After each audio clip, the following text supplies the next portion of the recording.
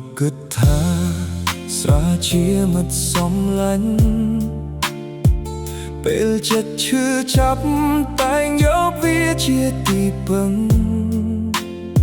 ប្រពន្ធប្រាប់រាល់ថ្ងៃ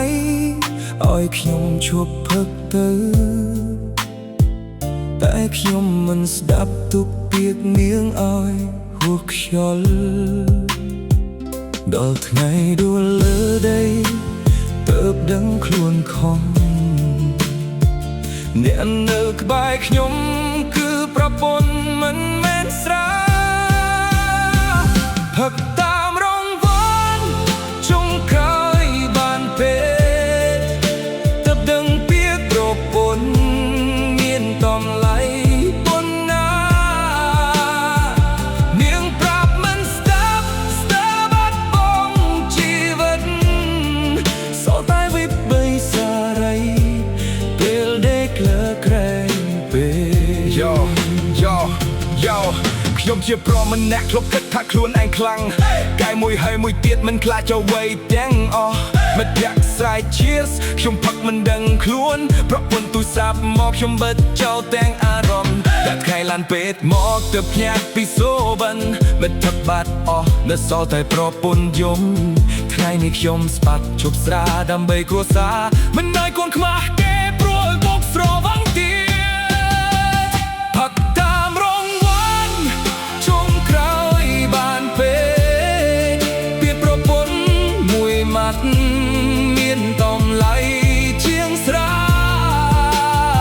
ថ្ងៃនេះខ្ញុំសុំកាយខ្លួនឈប់ដើរភ្លើចារស់ដើម្បីគ្រួសារនិងអនាគតកូនបានអ្នកកំពុងផឹកសុំកេតងួយភ្លេចកុំឲ្យដល់ថ្ងៃដូចខ្ញុំទៅស្ដាយក្រោយប្រពន្ធប្រាប់ឲ្យឈប់សុំតាក់នាងដងមុនពេលរង្វាន់ចុងក្រោយគឺក្រែងពេទ្យយោ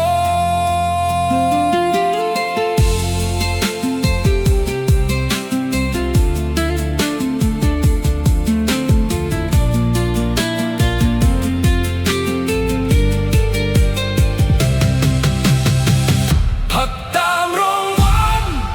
ចុងក្រោយបានពេលពាក្យប្រពន្ធមួយម៉ាត់មានតម្លៃជាងស្រាថ្ងៃនេះខ្ញុំសុំកាយខ្លួនឈប់ដើរភ្លើចារស់ដើម្បីគ្រួសារនិងអនាគតកូ